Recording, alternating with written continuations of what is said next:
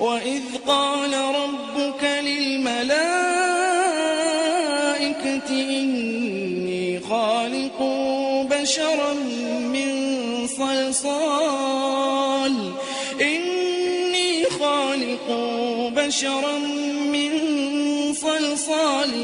من حمأ مسنون. Assalamualaikum warahmatullahi wabarakatuh. Alhamdulillahi rabbil alamin wa bihi nasta'in ala umuri dunya waddin.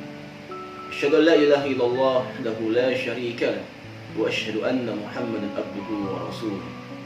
Allahumma shalli ala Muhammad wa ala alihi wa sahbihi ajma'in. Qala Rasulullah sallallahu alaihi wasallam, khairukum man ta'allama al-Qur'an wa 'allamahu. Rawahul Bukhari. Teman-teman, ikhwah fillah dan insyaallah calon penghuni syurga.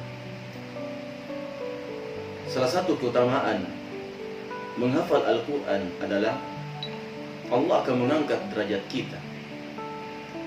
Dan begitu banyak keutamaan-keutamaan bagi mereka yang senantiasa mencintai Al-Quran lewat mentadabburinya, lewat membacanya, apatah lagi menghafalkannya dan sekaligus mentadabburi action amalia dalam kehidupan sehari-hari.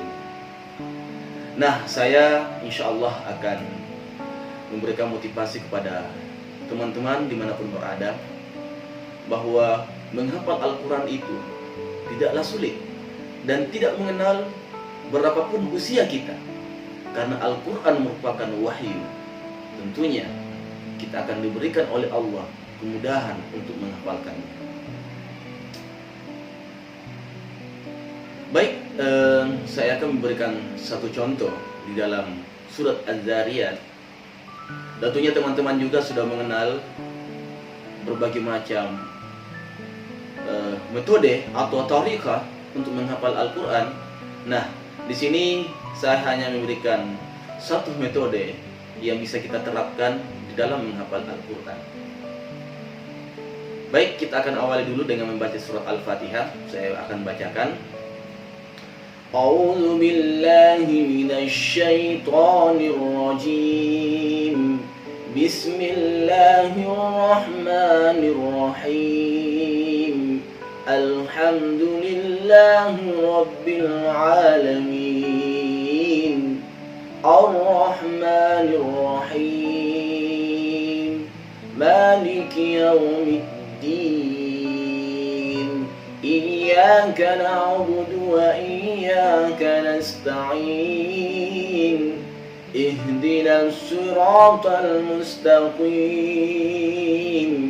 Siratal ladzina an'amta 'alaihim ghairil maghdubi 'alaihim waladdallin.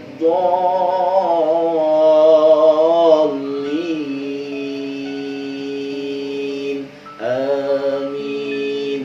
Nah, teman-teman sekalian, sebelum kita menghafal surat yang lain, maka tentunya surat Al-Fatihah lah yang harus kita utamakan sebelum menghafal surat-surat yang lain. Karena kenapa? Tidak sah salat kita kalau tidak menghafalkan atau tidak membacakan surah Al-Fatihah.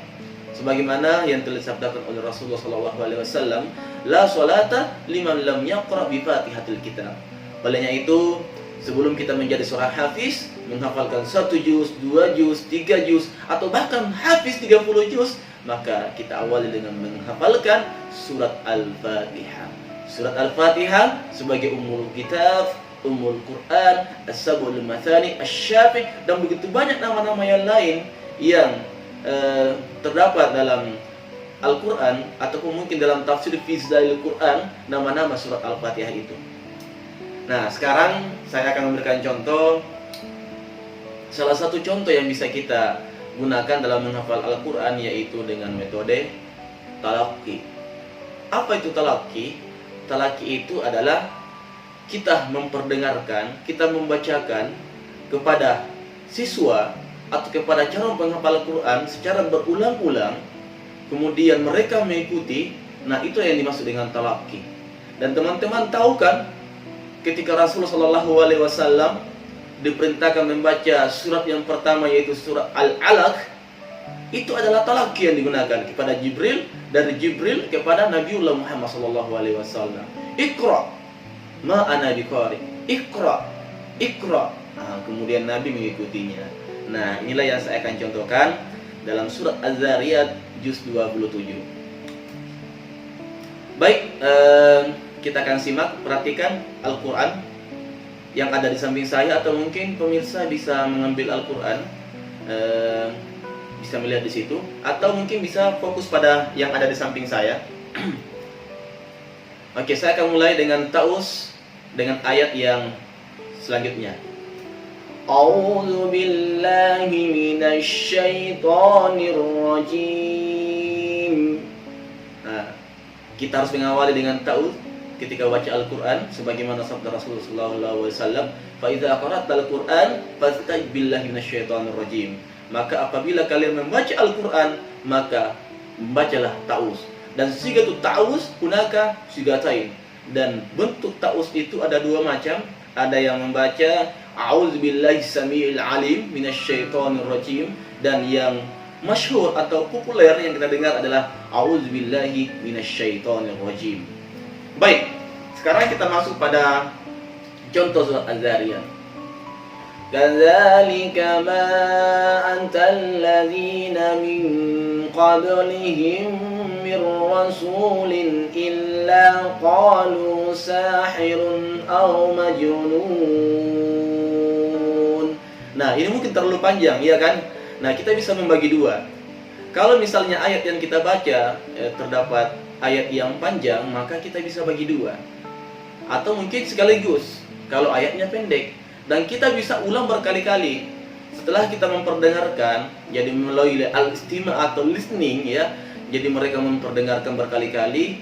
Setelah sering dia dengarkan, maka kita minta untuk mengikuti kita. Begitulah seterusnya. Setelah itu bisa membuat kelompok, atau kita suruh mereka satu persatu untuk membacakan ayatnya. Dan insya Allah dengan pembiasaan seperti ini akan memberikan kemudahan di dalam menghafalkan Al-Quran. Misalnya tadi kita kembali lagi, kadzalika ma antal ladzina, semua ikut, kadzalika ma antal ladzina, kadzalika ma antal ladzina min qablihim mir rasulin illa qalu sahirun aw majnun.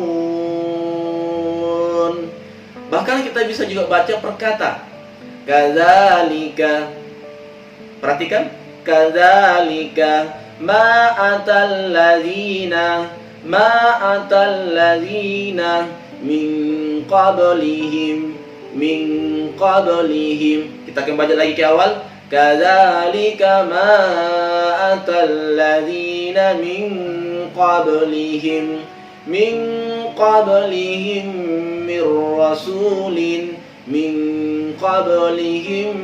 mir rasulin illa qalu sahirun aw majnun. Kita bisa langsung satu ayat. Kadzalika ma atal ladzina min qablihim mir rasulin illa qalu sahirun aw majnun. Nah, ini baru satu ayat. Insya Allah dengan terbiasa kita menghafalkan dengan rutinitas. Dan bagi adik-adik yang sudah ada kemauan untuk menghafal Quran, jangan lupa untuk mempelajari tahsin sifatil huruf wa maharijil huruf. Karena insya Allah dengan menghafalkan Al-Quran ini, hidup kita akan lebih berkah lagi. Ingat, Al-Quran bukan hanya sekedar kita baca atau mungkin hanya sekedar kita hafalkan, namun jauh lebih penting adalah action amalia yang kita bisa terapkan dalam kehidupan kita sehari-hari. Ingat akhlak Rasulullah apa? Ketika Aisyah ditanya, "Ya Aisyah, akhlak Rasulullah apa?" Maka spontan Aisyah mengatakan, "Kana khuluquhu Al-Quran." Maka sebagai umat Rasulullah, mari kita memiliki akhlak Al-Quranul Karim, yang tentunya dengan Al-Quran ini yang akan membawa kita kebahagiaan bukan hanya di dunia, tapi dunia wal akhirah. Sekian dari saya. Semoga insya Allah pada pertemuan selanjutnya saya akan memberikan gambaran yang lebih jelas lagi bagaimana cara menghafal bagi pemula bagi mereka yang ingin konsisten menjadi seorang penghafal, insya Allah pada next episode saya akan jabarkan. Saya akhiri dengan ucapan jazakumullahu khairan jazaa. Assalamualaikum warahmatullahi wabarakatuh.